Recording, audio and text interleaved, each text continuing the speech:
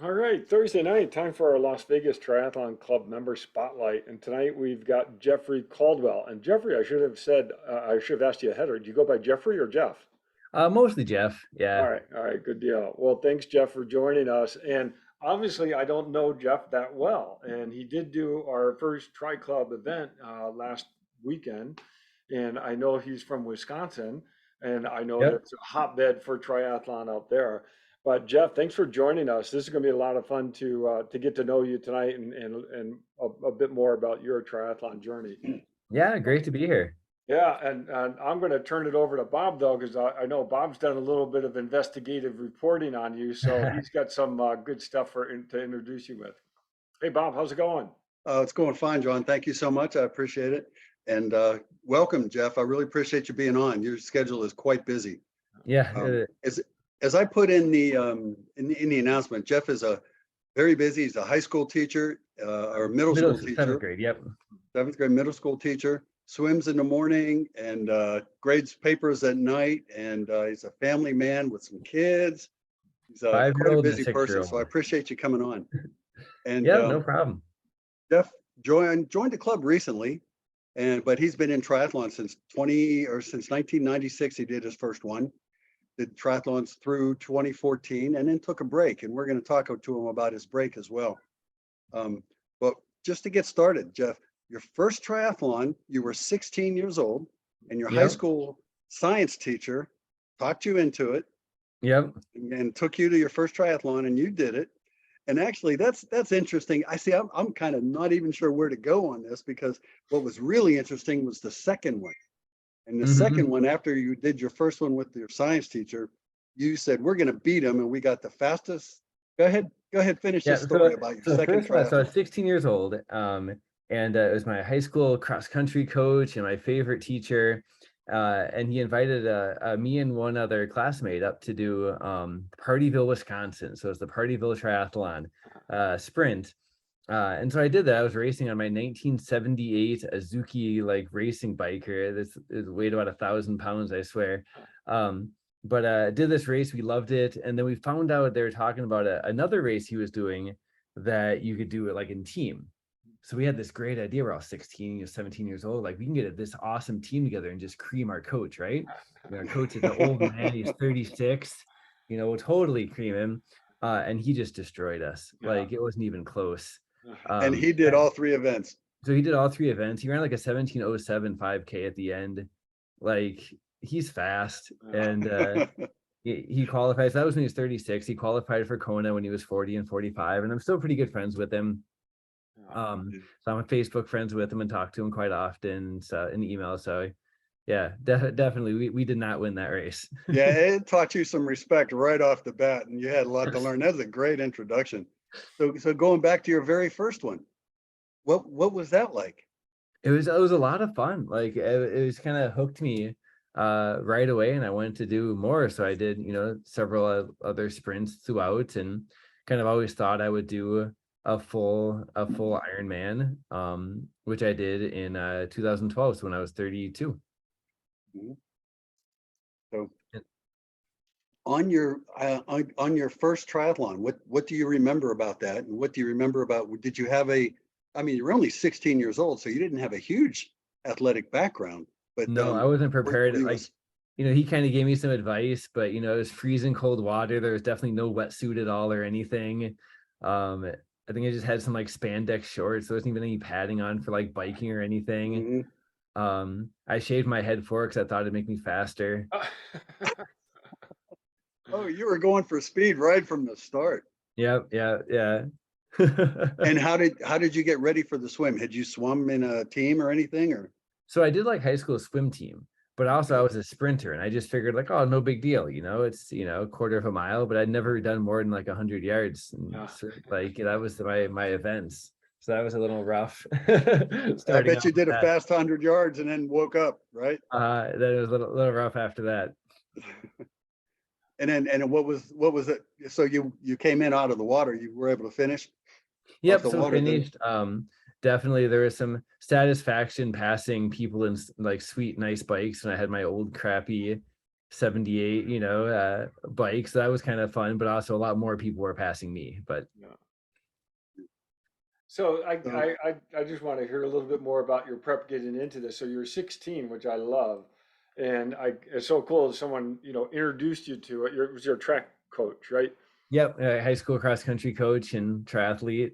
Yeah. So did you actually train for a triathlon at all, or you're just young and you're like immortal and you can do Yeah, my training was, I think I did the bicycling merit badge for Boy Scouts, it? which involved like, I think you had to do something like 6 25-mile bike rides over the course of like a year or something. Oh, So that was a little bit of training, right? yeah, Like yeah, that yeah, was about it really. And then just like biking around town to my friend's house and, yeah, running cross country and track in high school. yeah. But so I was in pretty good shape and swim That's team, good. Yeah, but I and, definitely love it. not really training for a triathlon. I love but it. I like the way John said it. You were 16, you were Yeah, invincible, right? Yes. And uh, I, we've been doing this for 2.5 years, John and I, doing the member spotlight. And you were the first person to mention that you got into biking as a Boy Scout merit badge. But yeah, yeah. There we go. this Yep. is Great, this is the great. first. And that's how I got my bike too. The guy, I just had a little dirt bike, Yeah. and the guy who like was sponsoring the merit badge said that if I can, he let me borrow a little 10 speed, his old 1978 bike, and he said if I finished the whole thing, I could keep it. Oh, Oh, awesome. cool. That was my Bill something. I can't remember his last name. Yeah. Yeah, So he let me keep the bike. yeah. So you finished that first one, and you must have been tired a little bit, even as a 16-year-old, but Hmm. you're motivated to do it again. Yeah. So then I did it as a team. I did the swim. Mhm. And then we got the fastest biker we knew and the fastest runner, our number one high school runner for cross country, and we got destroyed. And Uh, after that, I did a few triathlons here and there, but went a lot more just kind of road running. And my bike was pretty old and not that good, so did mostly road races mhm, until doing the Ironman. Really, I did like a few sprints here and there, kind of spread out from 16 to 32. mhm. But kind of that until the Ironman. So I have a what question got, about your Ironman. Then had you done a marathon before you did the Ironman? Because you've Yep, I've done done a few several marathons marathons. before. I've done a few marathons before, and I was actually living in Providence, Rhode Island, and that was when you basically had to show up in person to sign up for Ironman Wisconsin, yeah, because it yeah, like sold out in person like every single time. yeah. And so here I am teaching in Providence, Rhode Island, and I get a notification saying that the in-person registrations didn't fill it all up. So Mm. this would have been like in September of 2011, 1 year before. And for like the first time ever, it didn't fill up. So if I wanted to register, I could click the button and register right then, but I had to decide Ah, like that second. So I just registered and then kind of begged forgiveness that night from Mm. my wife, and like, I'm flying to Wisconsin next year. oh, I love it. So you were still living in Wisconsin at that point. So at that point, I was living in Providence, Rhode Island. Oh, But okay, that was the problem. Okay, got it. yeah, but I grew up but I went to college in Wisconsin. So I watched the race, a few times as a college student. And like the running portion of Ironman Wisconsin is like all the routes I used to run in college for like just Oh, running Oh, wow. yeah. for fun in college.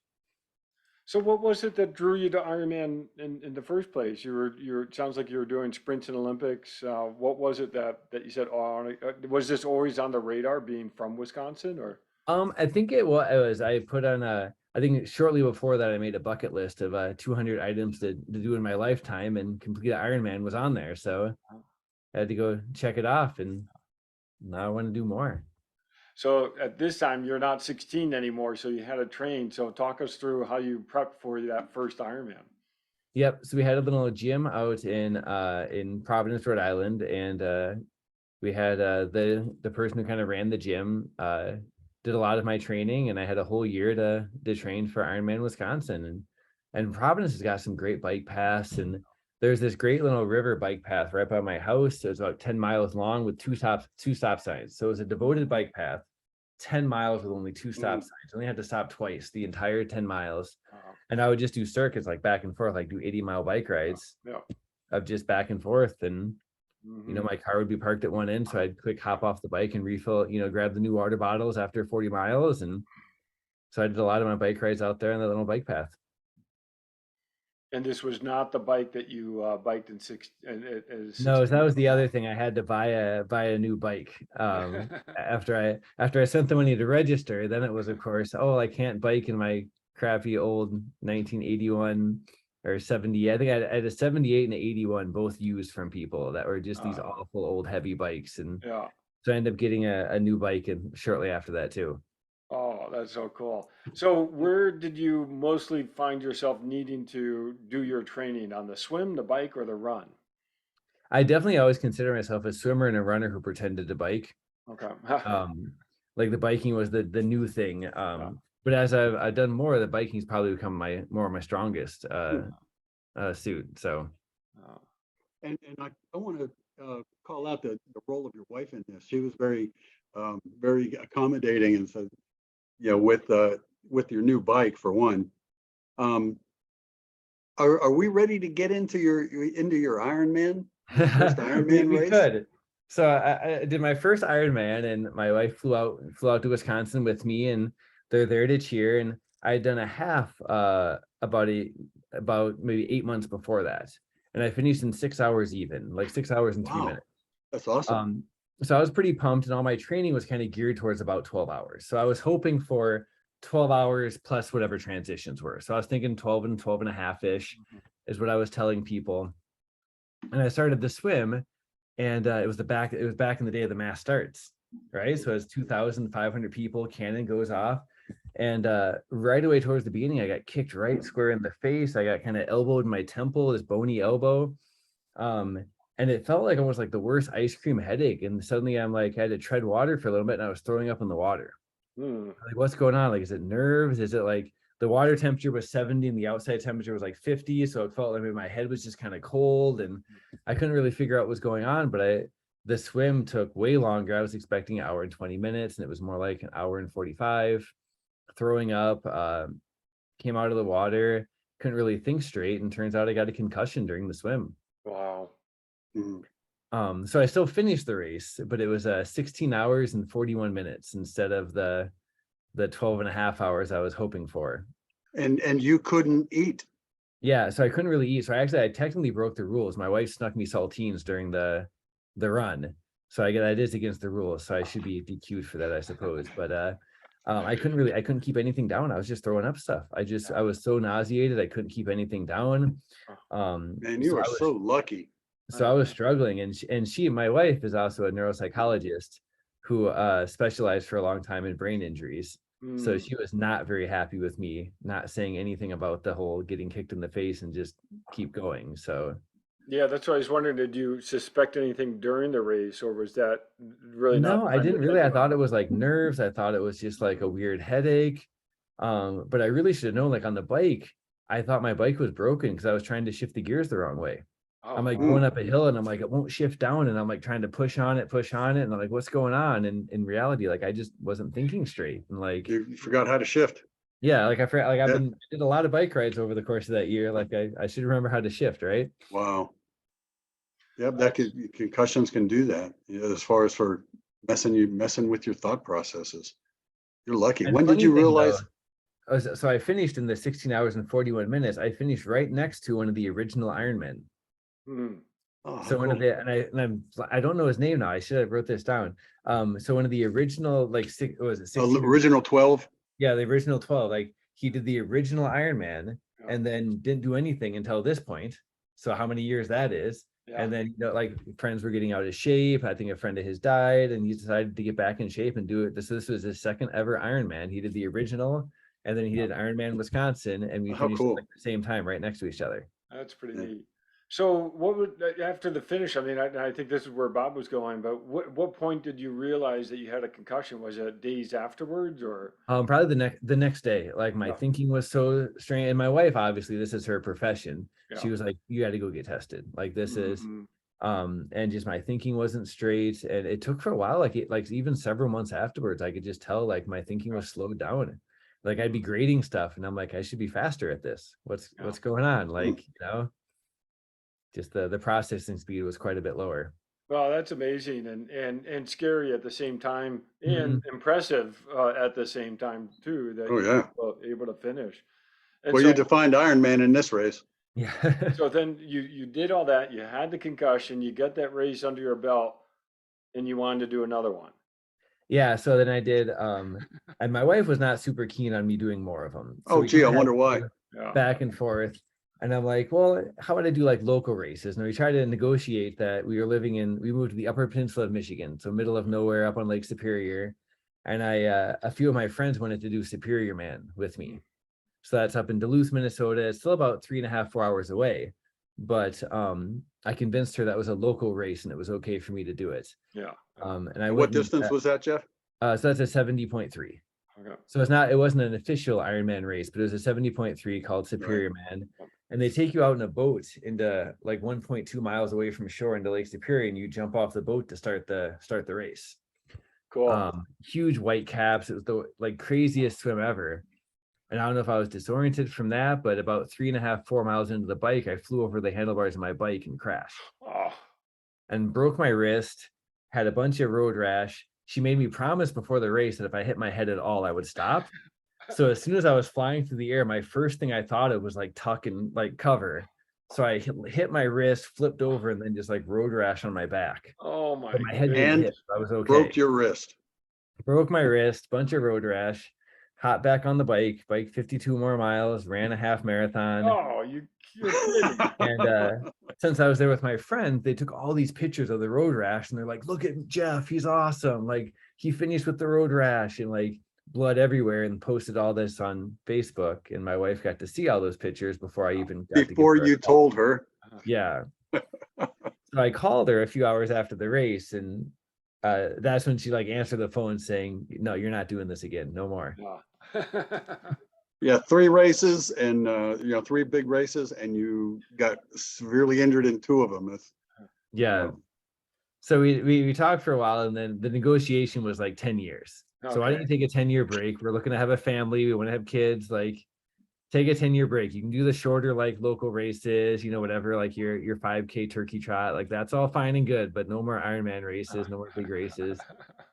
And that 10 years is up this year now. Oh, there you go. And that's right. Now your this last club race was your first race in 10 years. So it's like Yep, you so that was were a my de first facto rookie triathlon going into this since one. Superior Man. Yeah, like I said, you were a de facto rookie going into this club race. What was that like getting back ready for this? It was crazy. And like I also realized I haven't ridden my bike outside in probably six years. Yeah. I just do with little kids, especially. It's so much easier to bike indoors. I can get up early in the morning, I can bike by the TV, and then if they wake up, I can be there with them. And it's just hard to find time outside. And I just did all my bike rides indoors. So it's, trying to get my first bike ride outdoors again. And just definitely feeling weird. Like it was disoriented. I got the swim actually fell backwards coming out of the rocks. I got to the rocks, I started to stand up, kind of fell back on my butt a little bit, and it's definitely, new. Yeah, that cold water does that to you. It gets in your ears and does that. Yeah. Hey, I just got one thing to unpack there is the fact that you are such a wonderful family man. I mean, you had your priorities in the right place. I just got to give you kudos for that. Taking care of your kids, it's taking fun. care of your family. And the kids are getting excited. So I have a first grader, and he was actually signed up to do his first triathlon. He was going to do like a little kid mini triathlon in Summerlin. Cool. Awesome. And then like dad, 3 weeks before the race, he broke his arm. Oh, jeez. So he was so excited for it too. So he really wanted to come watch the club race. And I told him, well, I've never done the club race before. I don't even know what it's like down there. Why don't we wait till the second one? So the second one's on Father's Day, right? I'm pretty sure. So I think the kids are going to come watch me for the Father's Day triathlon. So it'll be the first time seeing dad do a triathlon, and they'll be there to cheer me on. Oh, all right. We are going to give them the VIP treatment for sure, watching you, and get them in a good place to watch you for that race. So I have my 5-year-old and the 6-year-old cheering section. Oh, awesome. That's awesome. Well, and that's great. And, I love the 10-year break. And like Bob said, it's great to, spend time on family, because those are formidable years for kids. But it's a 10-year taper. So you're back now and you're fresh. So, but what's changed in the sport in that 10-year period? Well, definitely the mass starts. So that was one thing that helped with, because at first she wasn't super excited, but the whole no mass swim starts is helpful for her. And I know I mean, they got to be cool to watch, like to watch the mass swim starts, but it's definitely a lot safer doing the line in. So I'm signed up for Ironman Arizona in November. So that'll be Oh, my good. first Ironman race. I'm doing St. George Marathon, so I'm trying to check off some more marathons, and I'm doing Ironman Arizona, and so that'll be my first race back. Definitely it was kind of weird. Like I watched Ironman Arizona. I went down there this last year. Mhm. And so everything's all in goodie bags. So you don't really have like your little transition section, it didn't look like. So that's all That's new. it. Mhm. So definitely just some of the logistics are definitely just different. Yeah. Hey, Jeff, speaking of running marathons, you've got a unique story on your marathons as well. You have a goal. Tell us about what that is. Yeah, so I want to, on the bucket list, I want to do the 50 marathons in 50 states. And I think it's just more of just to travel different places and kind of keep it going. I've only checked off 5 states so far, but I'm trying to get a schedule of doing kind of 2 marathons and an Ironman each year. So that's 3 marathons a year, trying to check off a lot of the states that don't have Ironman races with the normal marathons, and Mhm. hoping to Arizona this year, maybe California next year for Ironman races, and try to check off in more of the 50 states. Got some ambitious goals here. Yeah. So what are your races coming up? So I just did Revel marathon, which is more of just a training run. I kind of jogged the first 18 miles and then just kind of walked and jogged the last bit in. So I did Revel from Mount Charleston for my first Nevada marathon. Mhm. Then I have St. George coming up, marathon, and then Ironman Arizona. But I'm also doing there's that the what is it, the Tour de France race, the one they're Yeah, kind of yeah. The modeling after the Letap. tour Cape. in Summerlin. Yeah, so I'm doing that one in May. It's Oh, cool. my first ever just solo bike race. I've never done a bike race that wasn't a triathlon. Oh, that's awesome. So I'm curious, you did your first Ironman back in Mm-hmm. 2013, 2012. Yep. 2012. And now you're coming back to the sport and you've got an Ironman coming up, Ironman Arizona.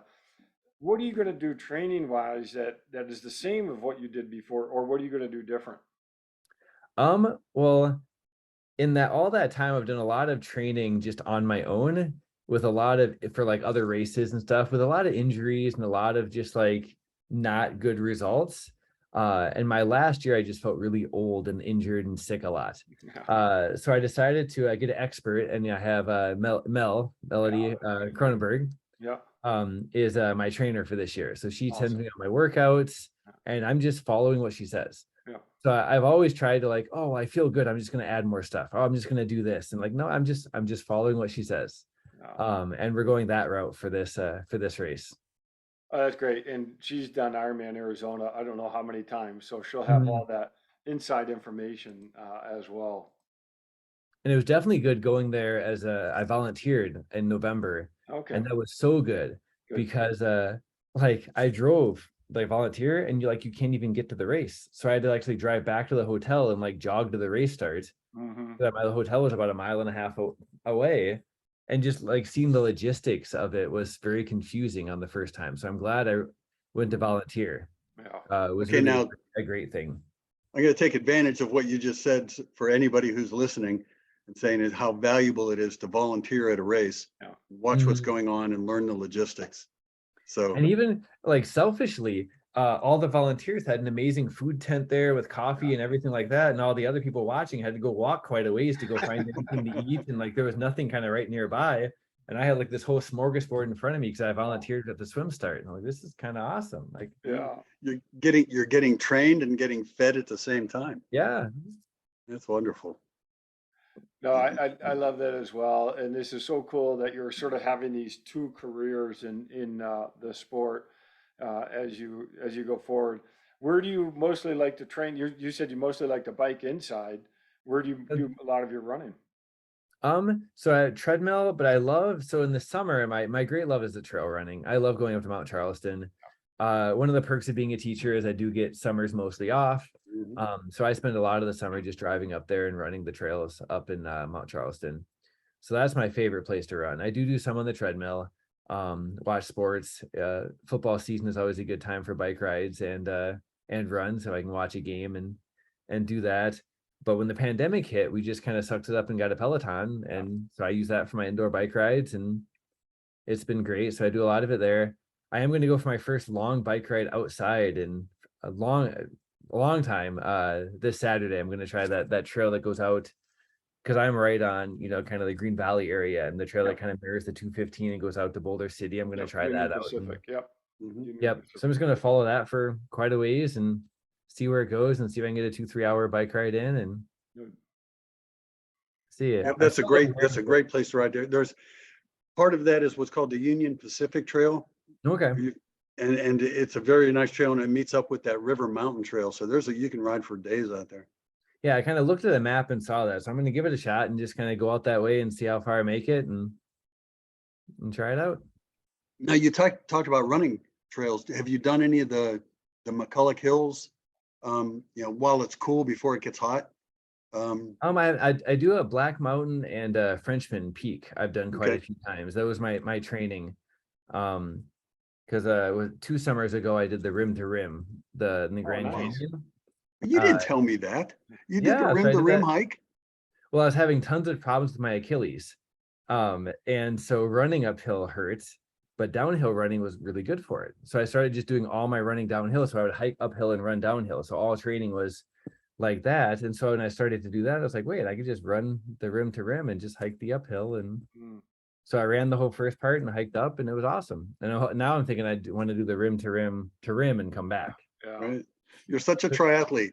This hurts, so I have to do something else. Yes. It hurts when I do this. Well, that's good. You're solving problems on the fly. That's awesome. And I think I know the answer to this question based upon even what Bob just said. You've done sprints, Olympics, halves, and fulls. It seems like you're drawn to the full distance. Is that what is it that's attractive to you to do that distance? I think it seems like a pretty reasonable distance that you can do in a day. I can check off the, marathons, because that counts for a marathon in the state. So I can check off some more states that way by doing them. Oh, we got a 5-year-old opening the door. Well, all right. So I can check off some states like that. I know I have some friends that really want me to do, there's a crazy triathlon that goes from London to Paris, and they want me to do part of that. Oh, cool. Not sure about that one yet. I don't know. The swim is the English Channel, and even in a team, that seems a bit of a task. Yeah, that's insane. Yeah, it's run, swim, bike. So it's an 84-mile run from London to the coast, swim the 21-mile English Channel, and then you have to bike the 185 miles from the coast to Paris. Oh, I love it. Over 3 days, but yeah. All right, Jeff, I can see you're the kind of person that just loves looking for these challenges, and that's really cool to see. But as you get into Ironman Arizona, what protective gear is your wife going to have you wear during the Gonna get a bubble suit?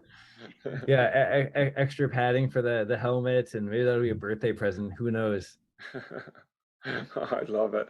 Well, I think you'll enjoy the Arizona course, because when you're biking out here, even though I know you say you're doing indoors, but you're going to be getting some outdoor stuff in. If you can train here in Vegas, you can race anywhere. Mm-hmm. Arizona course is very doable for people who train out here. Okay. Yeah, I definitely got to watch a good part of it, but I stayed mostly in the transition. I volunteered for the swim and the finish and stuff, so I didn't get to see much of the actual, biking part. Yeah. And family will go down with you? That's still up in the air. I booked the hotel a year in advance, and so I got the hotel room there. But the logistics of having a 5 and a 6-year-old there for the race is a little tough. So we're still debating on that. If I'm gonna have them come out, or maybe have somebody else fly, like a friend or something, come out and be a cheering squad, or so that's still a little up in the air. Awesome. All right, well, now I know your race back was our club event. And I got to ask you, how was that bike course for you? How'd you enjoy that? It was good. It was definitely, with not biking outside at all, I found it a little leery to go into like aero position. Like I didn't want to like get down too low, because I don't have it's a road bike, but I'd tuck down super low, and I would take corners fast, and definitely I was a little more cautious, a little more leery. I'm old now, and had some crashes, and So it's just getting more used to that, I think, because I was very limited outdoors, but it was good. It was a good bike ride and some good hills, and I think it's a good little course. Yeah. Yeah, that's a healthy fear to have, because there's gusts on that bike course. Mhm. You come around those little, you going down the hill, you pass a shielded part of the course, and all of a sudden you get slammed from the side. So Yeah, it's Ironman good to Wisconsin's pay got some attention. crazy crosswinds. I remember doing that and seeing somebody in front of me just hit with a crosswind and go flying off into a Yeah. field. Yeah. Yeah. So Well, Jeff, Nope. what'd you I, think of that race when you came back? I think it was good. I think, of course, my first grader is like, you should try to win. And I was like, well, let me no, that's probably not yeah, gonna. yeah. He's like top 10. You should be in. So I got ninth, I think was what it was. I would look at the results. So ninth. So I got Yeah, the first Oh, grader happy. He that's was very great. happy yeah, that I got quite ninth place. respectable.